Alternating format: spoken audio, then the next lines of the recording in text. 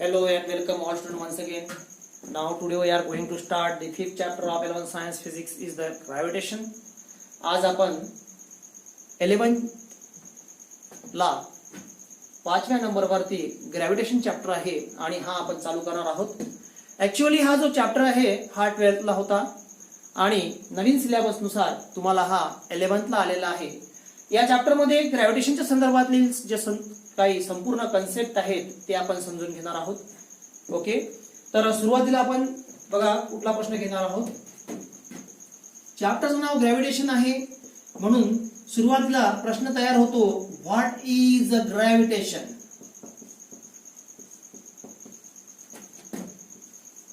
And give it's examples.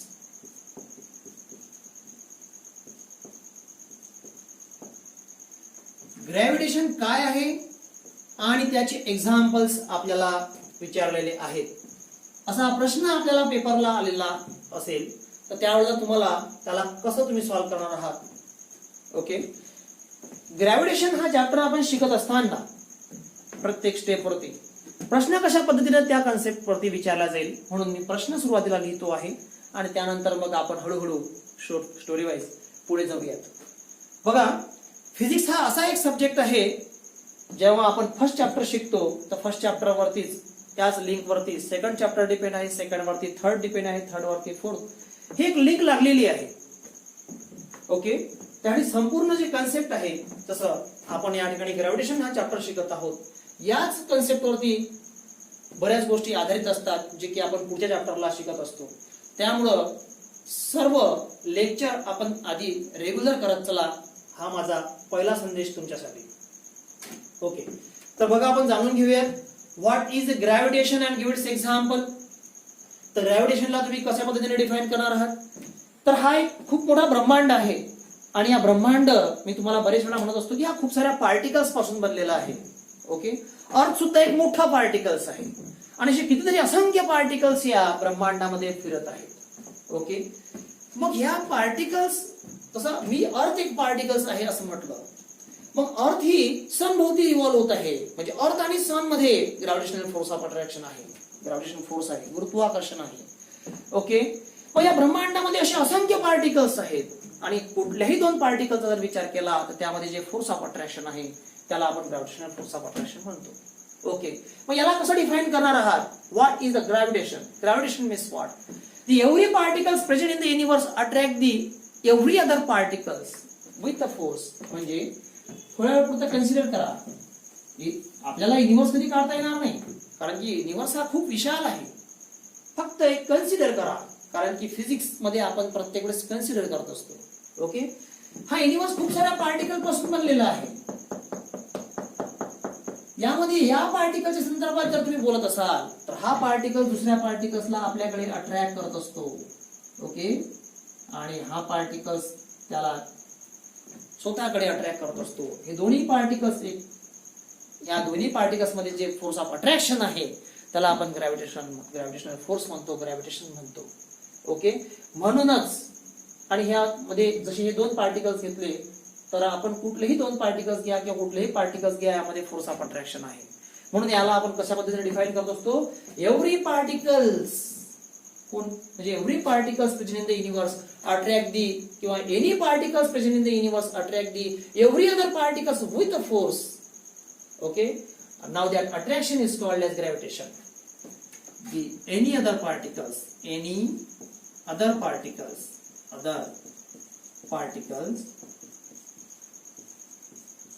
attract the every other particles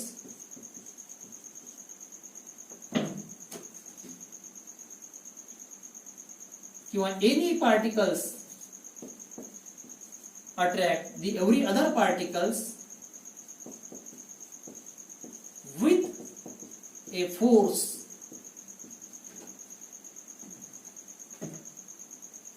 is called as gravitation. Or that attraction is called as gravitation. Any particles attract the every other particles with the force or every other particles. Now that attraction is called as gravitation. The gravitational force or gravitation means what here? The force of attraction between two bodies present in the universe. हे जे universe आहे या universe मध्ये खूप सारे particles आहे, okay, खूप साऱ्या बॉडीज आहेत. तर दोन बॉडीज मधलं जे फोर्स ऑफ अट्रॅक्शन आहे, या युनिवर्स मधल्या दोन बॉडीज मधला फोर्स ऑफ अट्रॅक्शन आहे, तर त्या फोर्स ऑफ अट्रॅक्शनला ग्रॅव्हिटेशन आपण असं म्हणतो. ओके, म्हणून या ठिकाणी आपण म्हणू शकतो. याचं एक्झाम्पल आपण काय घेतो आहे? The force of attraction between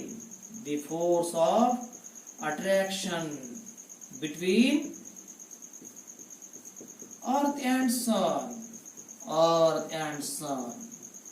okay, अजून या ठिकाणी घ्या the force of attraction between moon and earth. Okay, आणि हे तर म्हटलंच आहे आपण की the force of attraction between any two particles present in the universe called as gravitation. या ठिकाणी आपण ही जी डेफिनेशन केलेली आहे, या ठिकाणी असं सुद्धा म्हणू शकतो, any body attract the every other body with a force is called as gravitation. Every body present in the universe attract the every other body. Now that attraction is present between the two bodies called as gravitation, असं सुद्धा आपण या ठिकाणी म्हणू शकतो. Okay, तर चला next question बघूयात. What is the Newton's laws of gravitation? Newton's laws of gravitation.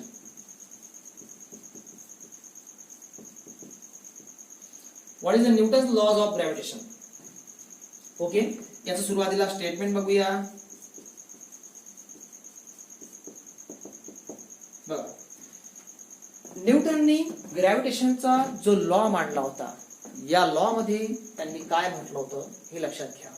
Okay, न्यूटननी सांगितलं होतं की हा युनिवर्स हा पार्टिकल पासून बनलेला आहे. यामध्ये कुठलाही एक पार्टिकल तुम्ही कन्सिडर करा. हा एक पार्टिकल आपण कन्सिडर करतो आहे, ठीक आहे, हा एक पार्टिकल कन्सिडर करतो आहे आणि हा एक पार्टिकल कन्सिडर करत आहोत आपण. ओके, या पार्टिकलचं मास आहे m1. हा फर्स्ट पार्टिकल्स आहे, त्याचं मास m1 आहे. हा सेकंड पार्टिकल्स आहे, त्याचं मास m2 आहे. हा पार्टिकल्स या पार्टिकल वरती फोर्स ऍक्ट करत आहे. फर्स्ट पार्टिकल सेकंड पार्टिकल वरती फोर्स ऍक्ट करत आहे. सेकंड पार्टिकल फर्स्ट पार्टिकल वरती फोर्स ऍक्ट करतो आहे. म्हणजे या दोन्ही पार्टिकल मध्ये फोर्स ऑफ अट्रॅक्शन आहे आणि या दोन्ही पार्टिकल मध्ये एक डिस्टन्स आहे, ज्याला आपण r म्हणत आहोत. ओके, बघा, तर न्यूटननी ग्रॅव्हिटेशनच्या संदर्भातलं स्टेटमेंट कसं मांडलं होतं, त्याला आपण लॉज ऑफ ग्रॅव्हिटेशन असे म्हणतो.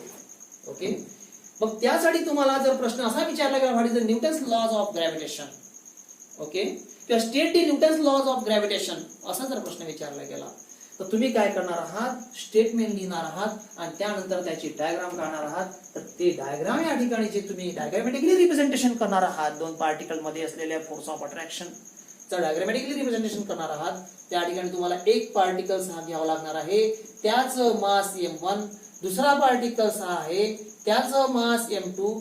हा पार्टिकल या पार्टिकल वरती फोर्स ऍक्ट करत आहे, सेकंड पार्टिकल वरती फोर्स ऍक्ट करतो आहे. सेकंड पार्टिकल फर्स्ट पार्टिकल वरती फोर्स ऍक्ट करत आहे. ओके, आणि या दोन्ही पार्टिकल्स मध्ये डिस्टन्स आहे. ओके, दोन्ही पार्टिकल्स मध्ये डिस्टन्स आहे. पण न्यूटननी स्टेटमेंट कसं मांडलं होतं हे लक्षात घ्या. न्यूटननी काय सांगितलं की दोन पार्टिकल मध्ये असलेलं फोर्स ऑफ अट्रॅक्शन म्हणजे F. ओके, दोन पार्टिकल मध्ये असलेलं फोर्स ऑफ अट्रॅक्शन म्हणजे F. तर हा कोणाच्या डायरेक्टली प्रोपोर्शनल असतो? तर या दोन पार्टिकलला स्वतःचं मास आहे. पहिल्या पार्टिकलचं मास m1 आणि दुसऱ्या पार्टिकलचं मास m2. दोन्ही पार्टिकलच्या मासचा प्रोडक्ट आणि या प्रोडक्टच्या फोर्स कसा असतो? डायरेक्टली प्रोपोर्शनल असतो. आणि तोच फोर्स परंतु डिस्टन्सचा कसा असतो? इनव्हर्सली प्रोपोर्शनल असतो. डिस्टन्सचा स्क्वेअरच्या इनव्हर्सली प्रोपोर्शनल असतो. ओके, मग स्टेटमेंट काय तयार होते यावरून? Every particles present in the universe, every particles present in the universe किंवा any particles present in the universe attract the other particles. कोणताही पार्टिकल्स या युनिवर्स मधला आपण घेतला, तो पार्टिकल दुसऱ्या पार्टिकल वरती काय करतो? फोर्स ऍक्ट करतो. The any particles present in the universe attract the every other attract the force. काय म्हटलंय आपण? Any particle present in the universe attract the every other particles with the force. Okay. आणि तो कसा असतो? Directly proportional to the product of their masses of that particles, product of their masses of that particles, and inversely proportional to square of distance between them. Square of distance between them. म्हणजे force कसा असतो? त्या दोन्ही particle मध्ये असलेला force हा कसा असतो? त्या दोन्ही पार्टिकलच्या मासेसच्या प्रोडक्टच्या डायरेक्टली प्रोपोर्शनल आणि त्याच्या स्क्वेअर ऑफ डिस्टन्सच्या इनव्हर्सली प्रोपोर्शनल. याचं स्टेटमेंट कसं करणार आहात? एव्हरी पार्टिकल्स किंवा any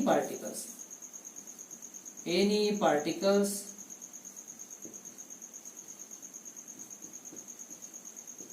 present in the universe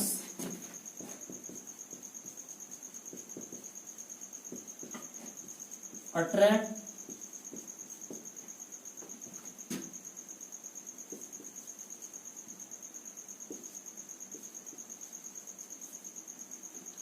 every other particles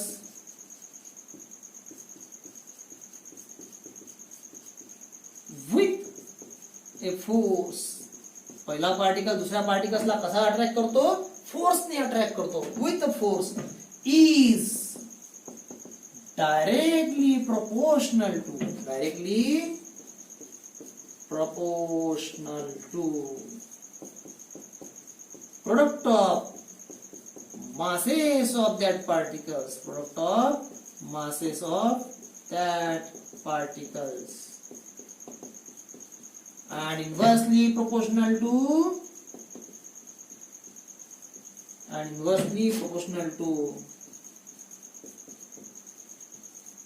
square of distance between them. Square of distance between them. काय झाला मग? Newton's law of gravitation. Any particles present in the universe attract the every other particles with the force. पण कसा? Directly proportional. कोणाच्या? त्याच पार्टिकलच्या मासेसच्या. आणि inversely proportional कोणाच्या? डिस्टन्सच्या. डिस्टन्सचा कसा आहे? स्क्वेअर आहे. मग याला आपण कंबाईनली कसं लिहिणार आहोत? Force is directly proportional to m1 into m2 upon r square. Okay, m1 into m2 upon r square. लक्षात घ्या, मी या ठिकाणी दोन पार्टिकल्स म्हटलंय. पहिल्या पार्टिकलचं मास m1, दुसऱ्या पार्टिकलचं मास m2. जर सपोज तुम्ही म्हणाल की सर तुम्ही तर म्हणत होते की अर्थ एक प्रकारचे पार्टिकल्स आहे, आपण जर कधी कन्सिडर करत आहोत तर. ओके, मग जर कधी हा सन आहे आणि ही अर्थ या सन भोवती रिव्हॉल्व होते आहे. ओके, किंवा ही अर्थ आहे आणि या अर्थ भोवती हा मून रिव्हॉल्व होतो आहे. ही अर्थ आणि हा मून जर रिव्हॉल्व होतो आहे, मग हा मून रिव्हॉल्व होत आहे, मग याचं मास जर m1 आहे आणि मास अर्थचं मास m2 असेल. जर अर्थचं मास m1 आहे तर मूनचं मास m2 असेल. ओके, तर या ठिकाणी आपण जर अर्थच्या संदर्भात जर बोलायचं झालं, एखादा सॅटेलाइट अर्थ भोवती रिव्हॉल्व होतो आहे म्हणजे अर्थचं मास m1, सॅटेलाइटचं मास m2, दोघांमधलं डिस्टन्स त्याचा स्क्वेअर. कळालं का? आणि तरच मिळेल आपल्याला त्या दोघांमध्ये किती ग्रॅव्हिटेशनल फोर्स ऑफ अट्रॅक्शन आहे. दोघांमध्ये किती ग्रॅव्हिटेशन फोर्स ऑफ अट्रॅक्शन आहे. ठीक आहे. या ठिकाणी बरेच बुक मध्ये, कोणत्या बुक मध्ये F is directly proportional to m1 into m2 upon r square दिलेला आहे, तर कोणत्या बुक मध्ये F is directly proportional to capital M into small m upon r square असं पण दिलेलं आहे. कॅपिटल M म्हणजे काय? जसं मी तुम्हाला सांगितलं की अर्थ भोवती एखादा सॅटेलाइट रिव्हॉल्व होतो आहे, तर capital M means what? Mass of earth, पृथ्वीचं अर्थचं वस्तुमान. आणि small m means what? The mass of satellite. Mass of satellite. r means what? Distance between the earth and satellite. Okay, F means what? The force of attraction between the earth and satellite. Okay. Now आपल्याला या ठिकाणी माहित आहे की हा proportionality आहे, हे sign proportionality sign आहे. या ठिकाणी आपण प्रोपोर्शनॅलिटी कॉन्स्टंट घेत असतो G capital M into small m. जर कधी आपण हा यानुसार जर जात आहोत तर M1 into M2 upon R square. Okay. हा G काय आहे? प्रोपोर्शनॅलिटी कॉन्स्टंट आहे. G ला आपण कुठला कॉन्स्टंट म्हणू शकतो? युनिव्हर्सल कॉन्स्टंट सुद्धा म्हणू शकतो. युनिव्हर्सल ग्रॅव्हिटेशनल कॉन्स्टंट आहे हा संपूर्ण युनिव्हर्स मध्ये कॉन्स्टंट आहे. याची व्हॅल्यू ठरलेली असते. ओके. याची व्हॅल्यू ठरलेली असते 6.67. या ठिकाणी लिहितो आहे मी एंट्रन्स एक्झाम साठी, अथवा तुम्हाला प्रॉब्लेम सॉल्व्ह करत असताना याची गरज पडत असते. 6.67 into 10 to the power minus 11 newton metre square per kilogram square ही या कॅपिटल G ची व्हॅल्यू आहे. ती कॉन्स्टंट असते संपूर्ण युनिव्हर्स मध्ये. ओके. तर तुम्हाला जे F is equal to G M1 into M2 upon R square जे मिळालेलं आहे हे actually Newton's law of gravitation एक स्टेटमेंट आहे, एक न्यूमेरिकल स्टेटमेंट आहे. ठीक आहे. तर तुम्हाला असा जर प्रश्न विचारला तर तो तुम्हाला अशा पद्धतीने सॉल्व्ह करावा लागेल आणि डायग्राम काढणे गरजेचे असते. आणि 12th ला ज्यावेळेला हा चॅप्टर होता ग्रॅव्हिटेशन त्यावेळेला बरेच वेळा state the Newton's laws of gravitation, state the Newton's laws of gravitation म्हणजे हा जो प्रश्न आहे किंवा what is the Newton's laws of gravitation हा जो प्रश्न आहे बरेच वेळा बोर्ड एक्झाम मध्ये विचारलेला आहे. Okay. The value of G, the value of G was initially determined by Cavendish. The value of G initially determined by Cavendish. या ठिकाणी आपण जे म्हटलेलं आहे की कॅपिटल G ची value 6.67 into 10 to the power minus 11 newton metre square per kilogram square ही G ची व्हॅल्यू आहे. ती युनिव्हर्स मध्ये कॉन्स्टंट असते. परंतु सुरुवातीला जी व्हॅल्यू डिटरमाइन झाली होती, केली होती ती कॅव्हेंडिशने केली होती. ओके. इनिशियली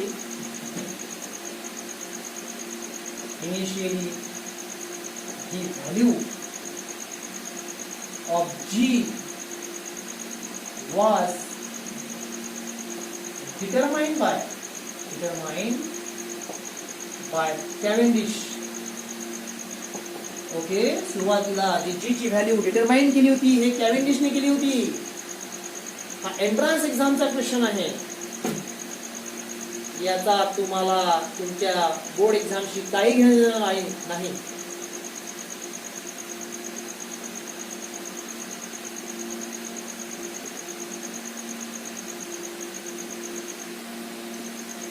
याची गरज तुम्हाला एंट्रन्स एक्झाम साठी आहे. ओके.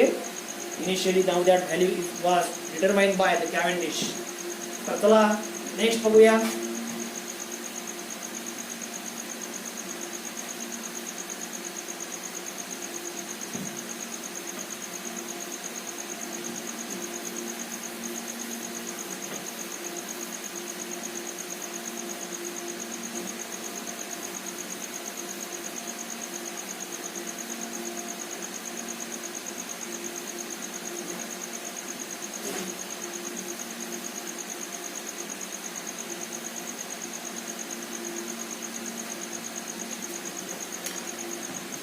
बघा त्यामध्ये नेक्स्ट क्वेश्चन पाहणार आहोत आपण. Define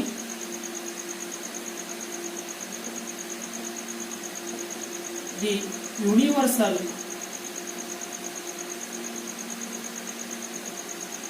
gravitational constant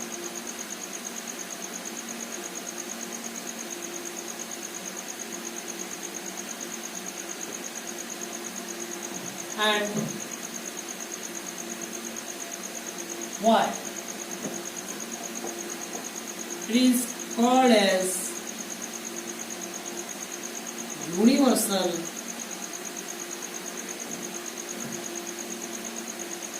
gravitational constant. बघा या ठिकाणी एक नवीन प्रश्न तयार होतो आहे.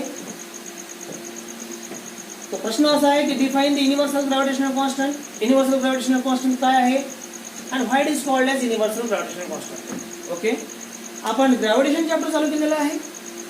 सुरुवातीला प्रश्न पाहिला what is gravitation and give its example. नंतरचा प्रश्न पाहिलाय आपण state in Newton's laws of gravitation. आपण न्यूमेरिकली न्यूटन्स लॉज ऑफ ग्रॅव्हिटेशनचा स्टेटमेंट पाहिलेला आहे. F is equal to G m1 × m2 upon r square. F means what? Force. G means what? Universal gravitational constant. M1 means M1 and M2 means what here? The masses of the particles. And R means what? Distance between the two particles. Okay. तर यामध्ये जो G दिसतो आहे आपल्याला हा universal gravitational constant आहे. आणि तुम्हाला हाच विचारलेला आहे की हा काय आहे, याला कशा पद्धतीने तुम्ही डिफाइन करणार आहात. Okay.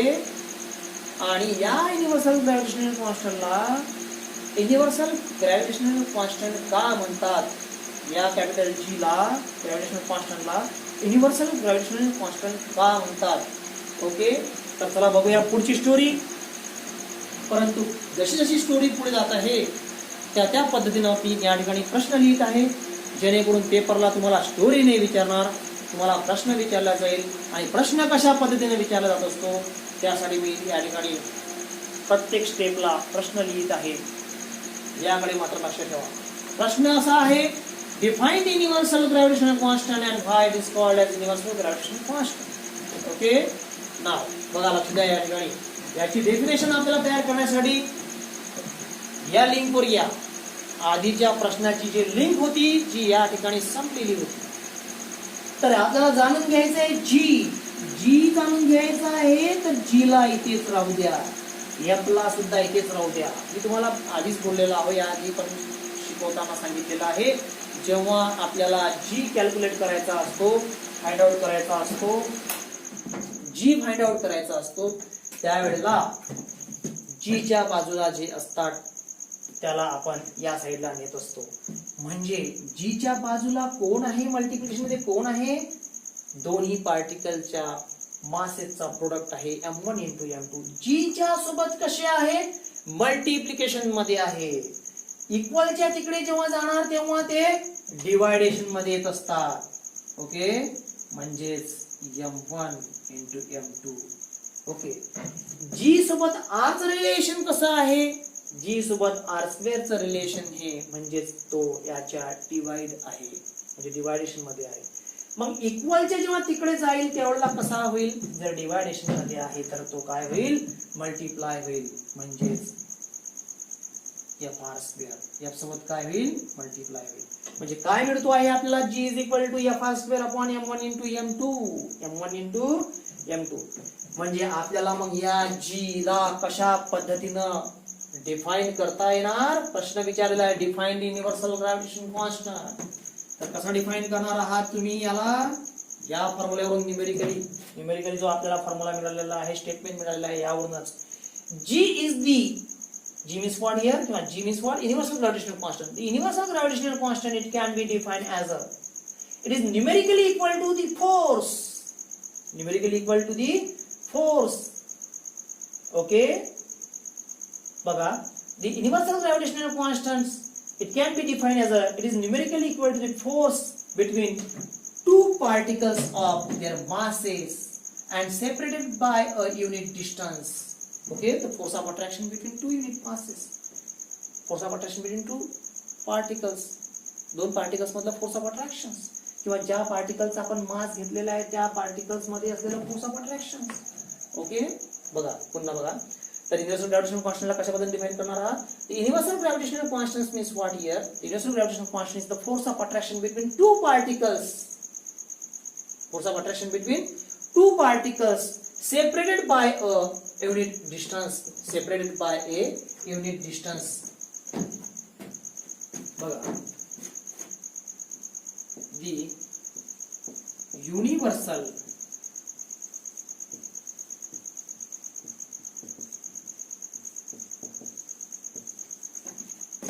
gravitational constant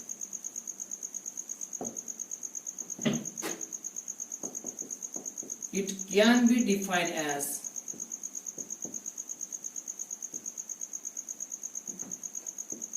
the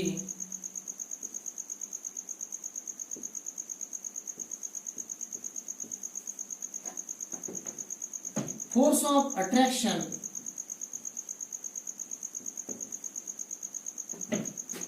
between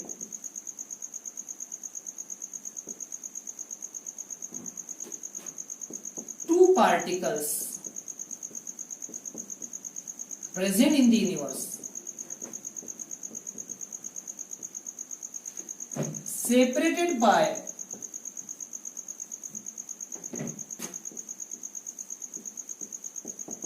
unit distance, separated by unit distance. Universal gravitational constant can be defined as the force of attraction between two particles present in the universe separated by unit distance, called as universal gravitational constant, called as universal gravitational constant. Universal gravitational constant. Okay, तर हे झालं universal gravitational constant. मग आपण यावरूनची definition तयार केली, यावरून आपण याची डेफिनेशन तयार केली. लिंक आपण न्यूटन्स लॉ ऑफ ग्रॅव्हिटेशनचीच घेतली, परंतु प्रश्न तुम्हाला हा विचारलेला आहे. मग यामध्ये त्याची डेफिनेशन लिहिल्यानंतर याला तुम्हाला सिस्टमॅटिकच लिहावं लागेल. या ठिकाणी तुम्हाला म्हणावं लागेल according to Newton's laws of gravitation, according to Newton's laws of gravitation. Newton's laws of gravitation च्या मध्ये काय होतं, बघितलं that F is equal to gm1 into m2 upon r square आपल्याला मिळालेला होता, बरोबर. gm1 into m2 upon r square आपल्याला मिळालेला होता. मग आपण जी फक्त फाइंड आउट केला, मग काय होईल तो g is equal to f r square मिळालेला आहे आपल्याला m1 divided by m1 into m2. हा झाला युनिव्हर्सल ग्रॅव्हिटेशनल कॉन्स्टंट, हा झाला युनिव्हर्सल ग्रॅव्हिटेशनल कॉन्स्टंट. तर तुम्हाला डिफाइन करायला विचारलेलं होतं, इथपर्यंत आपण आलेलो आहोत. तुम्हाला या प्रश्नामध्ये म्हटलेलं आहे की what is called universal gravitational constant. याला युनिव्हर्सल ग्रॅव्हिटेशनल कॉन्स्टंटच का म्हणतात, युनिव्हर्सल ग्रॅव्हिटेशनल कॉन्स्टंट का बरं म्हणतात ते बघा आपण या ठिकाणी पाहणार आहोत. बघा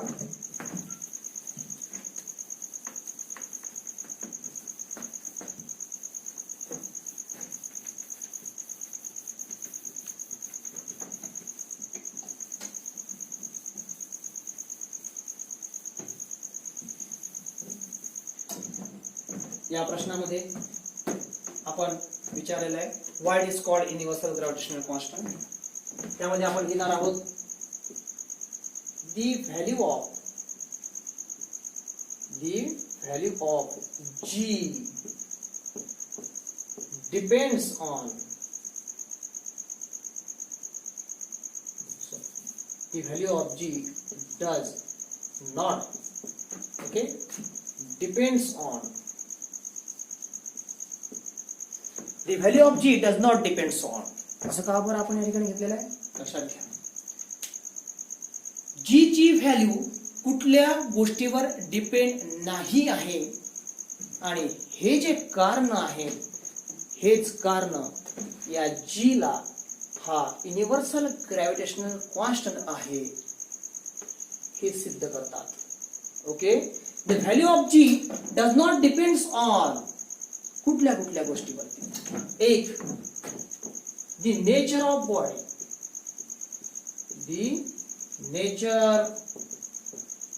बॉडी, म्हणजे काय होते, बॉडीच्या नेचरवर कॅपिटल जी ची व्हॅल्यू डिपेंड नसते. द नेचर ऑफ बॉडीज म्हणजे काय होते की कॅपिटल जी जी व्हॅल्यू आहे हे त्या बॉडीच्या नेचरवर डिपेंड नसते. आणि बॉडीचं नेचर म्हणजे काय, द नेचर ऑफ बॉडीज, तर ती जी बॉडी आहे त्या बॉडीची शेप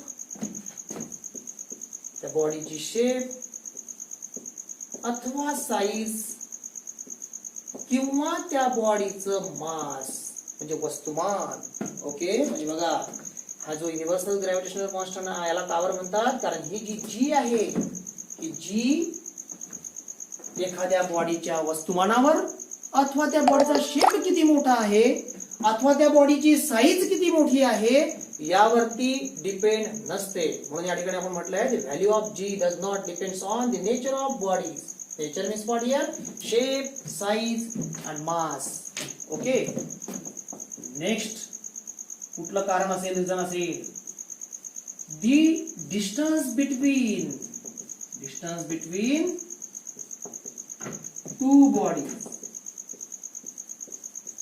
दोन बॉडीज मधलं जे डिस्टन्स आहे त्यावर सुद्धा कॅपिटल जी ची व्हॅल्यू डिपेंड नाही. ओके. म्हणजे जर अर्थ आणि सन आहे, दोघांमध्ये अंतर खूप जास्त आहे, मग याही पेक्षा जर जास्त अंतर असेल तरी सुद्धा ही कॅपिटल जी ची व्हॅल्यू कॉन्स्टंटच राहणार आहे. त्याच्यावरती याचा काहीही फरक पडत नाही. जर बॉडीचा शेप अलग असेल, साईज डिफरंट असेल, मास डिफरंट असेल तरी त्याचा काही फरक पडत नाही. संपूर्ण युनिव्हर्स मध्ये जी हा कॉन्स्टंट राहणार आहे, कारण की तो त्या गोष्टीवरती डिपेंड नाही आहे. त्याच्यावरती या गोष्टीचा काही फरक पडत नाही. The nature of medium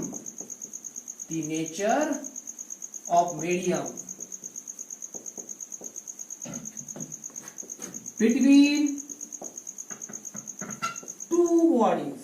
The nature of medium between two bodies. काय म्हटलंय या ठिकाणी? The nature of medium between two bodies. दोन बॉडीज मध्ये कुठल्या प्रकारचं नेचर आहे याच्याशी सुद्धा काही घेणं देणार नाही त्याला.